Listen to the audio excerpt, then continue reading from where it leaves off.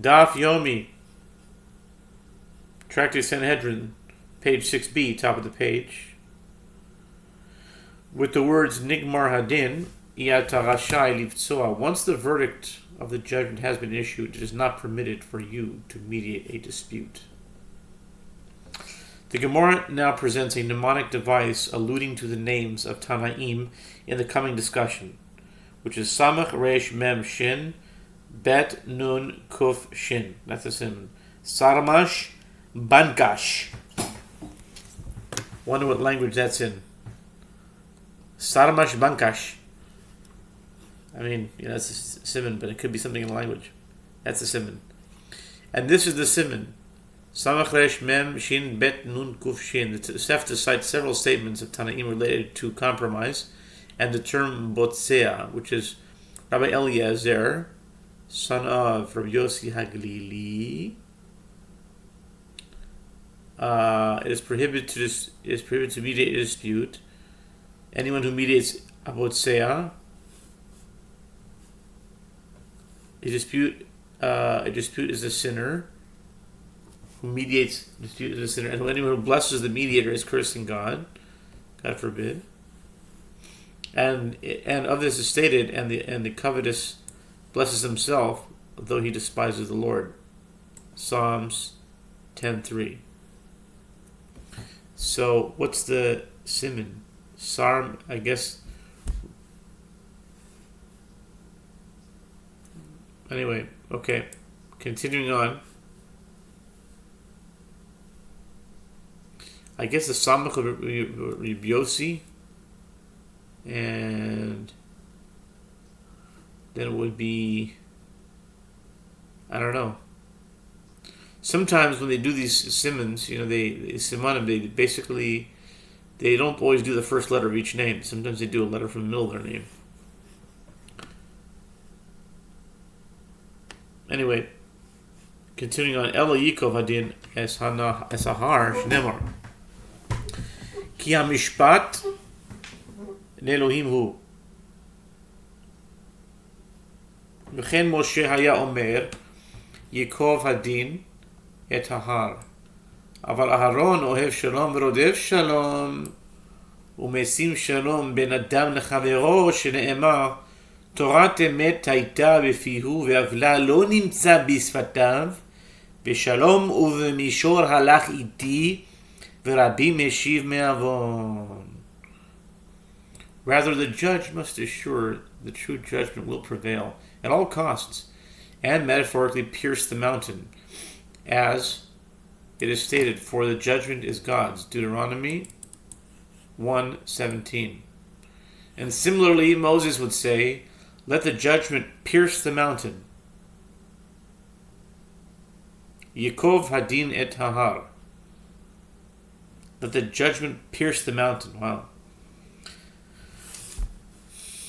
Yikov Hadin et Ahar. I wonder what that gematria is. Seems like it should be something interesting. 798. Okay, anyway. Let the judgment pierce the mountain. By contrast, Aaron, whose role was not that of a judge, was a lover of peace and a pursuer of peace. And he would apply peace between one person and the other, as it is stated. The law of truth was in his mouth, and unrighteousness was not found in his lips. He walked with me in peace and uprightness, and turned many away from iniquity. Malachi 2, verse 6. Rabbi Eliezer Omer.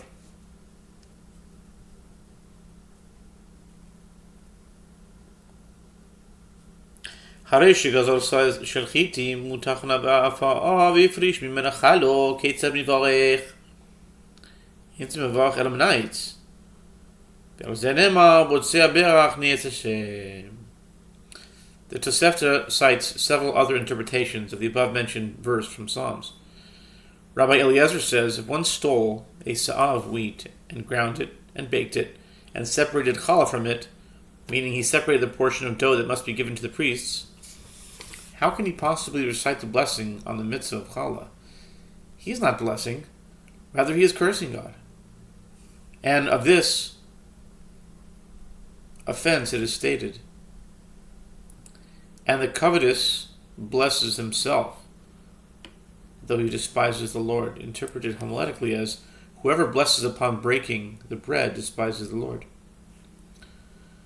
Rabbi Meir Omer lo nemar botzea ela keneged Yehuda. Shneemar v'yomer Yehuda elechav ma betza ki na'arog et achinu. We just had this recently, last week's parsha. Ma betza bedam ma betza ki na'arog et achinu. V'chol mevarach et Yehuda harei ze niyetz. V'al ze nemar v'otzea berach niyetz Hashem. Rabbi Meir says the term botzea employed in that verse was stated only with regard to Judah, as it is stated. And Judah said to his brothers, what profit, betza, is it if we slay our brother and conceal his blood? Come, let us sell him to the Ishmaelites. Genesis 37, 26, 27. Consequently, anyone who blesses Judah for this act is cursing God.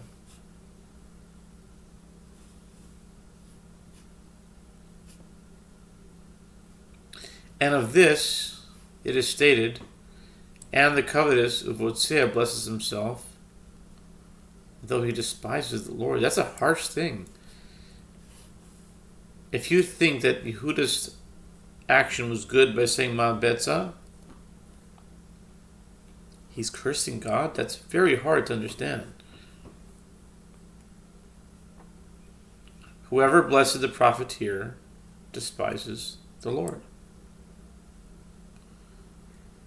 Do you think that what he did was good or not good?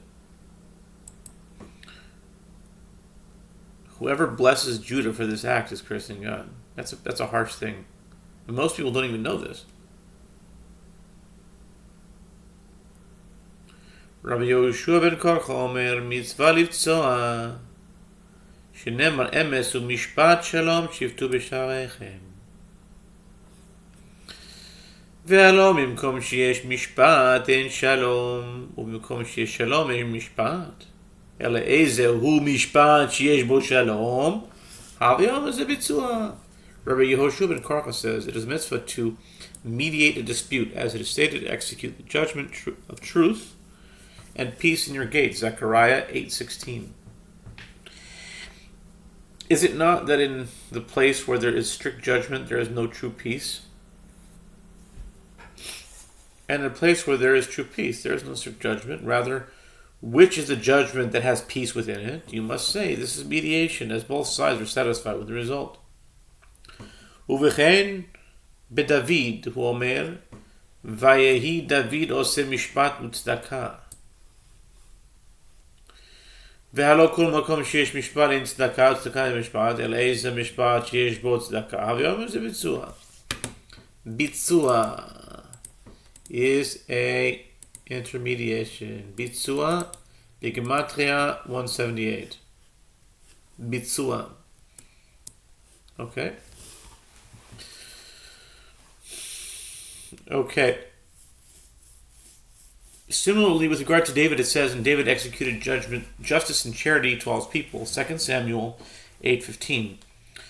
And is it not that wherever there is strict justice, there is no charity, and wherever there is charity, there is no strict justice? Rather, which is the justice that has within it charity? You must say this is mediation.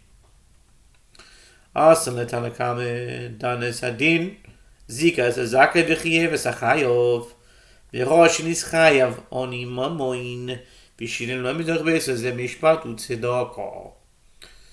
The Gemara recites an alternative interpretation of David's method of judgment, in which we come to the opinion of the first Tana, which is Rabbi Eliezer, son of Rabbi Yossi Haglili, who says that it is prohibited to mediate a dispute if a judge adjudicated a case of monetary law and he correctly exonerated the party who was exempt from payment and deemed liable the party who was liable to pay. If he then saw that due to his ruling a poor person became liable to pay an amount of money that is beyond his means, and therefore the judge himself paid for him from his own house, this is justice and also charity.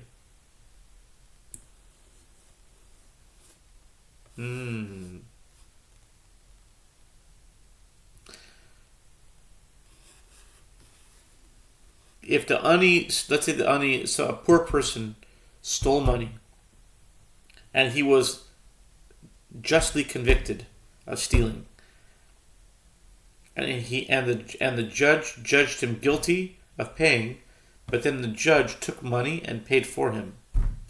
This is justice, and the justice has to be done.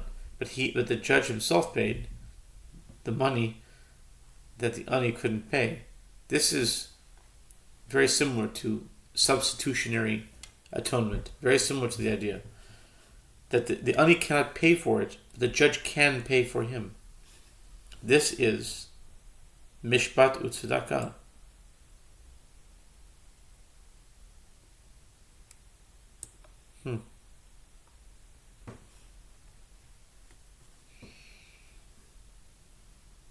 Sion b'mishpat tipadeh v'shaveha b'tzedakah.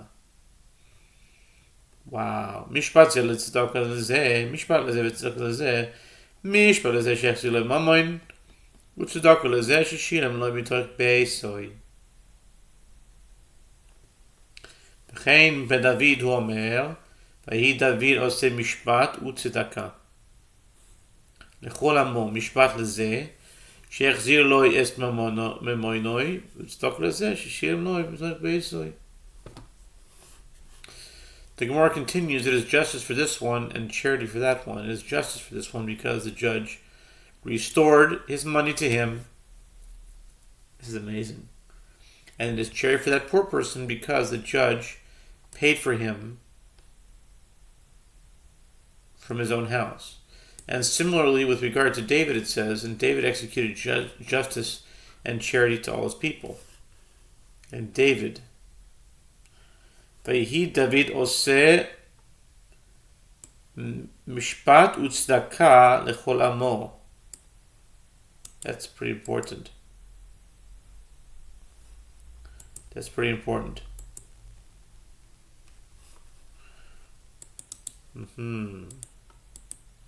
Very important. Vayihi David oseh mishpat u'tzedakah lechol amo.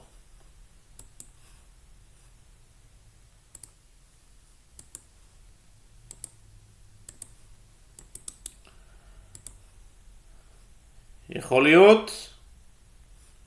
What do we know? Vuz weißen mir. What do we really know, Gansi? My job is just to put it together, I guess. Okay. Back to the Gemara. Kashi Rabbi. Hi, lechol amo לעניים מבוילי. אלא רבי אומר, אף על פי שלא שילם מתוך בייסוי, זהו משפט וצדקה. משפט לזה וצדקה לזה, משפט לזה שיחזיר לממוינוי, וצדקה לזה שהוציא גזי לו מתחת ידוי.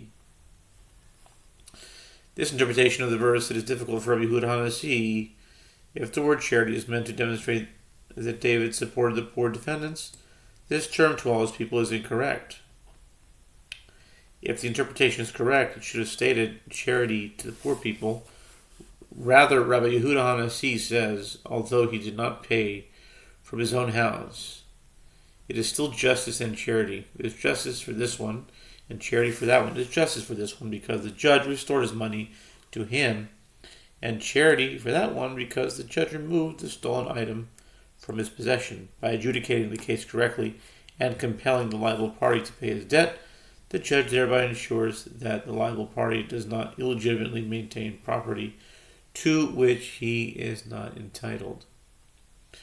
Rabbi Shimon ben Menashe omer, שניים שבאו לפניך לדין, עד שלא תשמע דבריהן, או שמשתמע לדבריהן, ואתה יודע להיכן דין נויטה, אתה רשאי לומר להן, צאו וביצעו. מי שתשמע דבריהן ואתה יודע להיכן אני נויטה, אתה רשאי לומר להן, צאו וביצעו, שנאמר פוטר מים רישיס, מדוין ולפני הסגלה הוריב נטויש. קודם שנסגלה הוריב, אתה יכול לנטשוי, מי שנזגלה הריב, יתה יכול לנטשו. Rabbi Shimon ben Menashe says, if two litigants come before you for a judgment, before you hear their respective statements and claims, or after you hear their statements but you do not yet know where the judgment is leaning, meaning that it is not yet clear to the judge which party is in the right, you are permitted to say to them, go out and mediate. But after you hear their statements and you know where the judgment is leaning, you are not permitted to say to them, go out and mediate. As it is stated, the beginning of strife is as when one releases water. Therefore, leave off contention before the quarrel breaks out. Proverbs 17:14. Rabbi Shimon ben Menashe interprets the verse to mean, before the resolution of the contention is revealed, you can cast it off. Once the resolution of the contention is revealed, you cannot cast it off.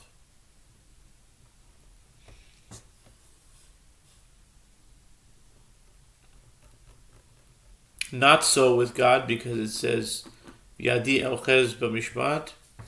God could even take the arrows back after they were shot.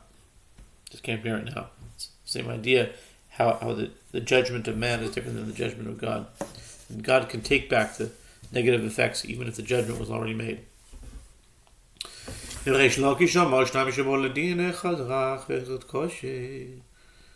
עד שלא תשמע דבריהן, אוי שמשתמע דבריהן, ואי אתה יודע להיכן דינויתה. אתה רשאי לומר להם, אין אני נזקק לכם. שמא נסחייב חזק, ונמצא חזק רודפוי, ושתשמע דבריהן, ואתה יודע להיכן הדינויתה, אי אתה יכול לומר להן, אין אני נזקק לכם, שנאמר לא תגורו בפני איש. And Reish Lakish says, if two litigants came before judgment, and one is flexible and agreeable, and one is rigid and contentious, before you hear their respective statements, or after you hear their statements, but you do not yet know where the judgment and leaning is, permitted for you to say to them, I will not submit to your request to judge you. The judge may refuse the case out of fear that perhaps the strong and contentious one will be found liable, and it will turn out that the strong one will pursue the judge with intent to harm him. But once you hear their statements and you know where the judgment is leaning, you may not say to them, I will not submit to your request to judge you. As it is stated, you shall not be afraid before any man. Deuteronomy 1:17. ורבי יהושע בן קורחה אמר מנין נתלמן שיושב בני רבי וראה זכות לעני וחי ולעשיר, מנין שלא ישתוק, שנאמר לא תגור בפני איש. ורבי חנינא אומר לא תיכנס, לא תכניס דבריך בפני איש. יהיו עדים יודעים מיהן מעידין, ולפני מיהן מעידין, ומי עשי להיפרע מהן, שנאמר ועמדו שני אנשים אשר להם הריב לפני השם. Rabbi Yehoshua ben Korcha says, from where is it derived that a student who is sitting before his teacher and he sees a point of merit for a poor person or liability for a wealthy person, from where is it derived that he should not be silent? As it is stated, you shall not be afraid before any man. He should fear neither his teacher nor the wealthy litigant. Rabbi Chanin says, the verse intimates, do not suppress your statement before any man, and the witnesses should know about whom they are testifying, and before whom they are testifying, and who will ultimately exact payment from them. As it is stated, then both the men between whom the controversy is shall stand before the Lord. Deuteronomy 19:17. ויהיו הדיונים יודעים מיהן דנין, ולפני מיהן דנין, ומי עשי לפרע מהם, שנאמר אלוהים ניצב בעזאזל. וכן ביהושפט הוא אומר, ויאמר אל השופטים, ראו מה אתם עושים, כי לא לאדם תשפוט, כי אם להשם. שנאמר, שמא יאמרו הדיון, מה לי בצער הזה? תמה לומר עמכם בדבר משפט. אין לו לדיין אלא מה שעיניו רויos. And the judges should know whom they are judging and before whom they are judging, and who will ultimately exact payment from them, as they're stated, God stands in the congregation of God. Psalms 82 verse 1. Tomorrow's Shir Shal Yom. God willing. And similarly, with regard to Yehoshua, it says, and he said to the judges, consider what you do, for you judge not for man, but for the Lord. 2 Chronicles 19 verse 6. Unless the judge say, what value is there for me with this suffering? Why should I engage in such a burdensome and difficult task? The verse states, he is with you in giving judgment, from which it is derived that in rendering his decision, a judge has only that which his eyes see. He is enjoined to render the best judgment possible based on the information he has available, and he is not accountable for anything else. Heichi dami gemar din, Amar Rav Yehuda, Amar Rav ish ploini, ata chayav ish ploini ata zakai. Amar Rav halakach Rav Yehoshua ben Kocha. Eini? V'Rav Yehuda talmidei de Rav Hava. Ki Hava isu lekame de Rav Huna, amar lahu idina beisu. Ipshara boisu. My mitzvah, nami dekama Rabbi Yehoshua ben Korcha. Earlier, the Tosefta stated that once the verdict has been issued, it is not permitted for the judge to arrange a compromise. The Gemara asks, what are the circumstances of a verdict? What is the formal action that signifies the conclusion of the case? Rav Yehuda says that Rav says, it is when the judge says, so-and-so, you are liable, so-and-so, you are exonerated. Rav says the halacha is in accordance with the opinion of Rabbi Yehoshua ben Korcha, who says it is a mitzvah to mediate the dispute. The Gemara asks, is that so? And was it not that Rav Huna was a student of Rav, and when litigants would come before Rav Huna, he would say to them, do you want a strict judgment, or do you want a compromise? Evidently, Rav's student, Rav Huna, did not hold that it is a mitzvah to specifically arrange a compromise. The Gemara clarifies, what does Rabbi Yehoshua ben Korcha mean that he says it is a mitzvah?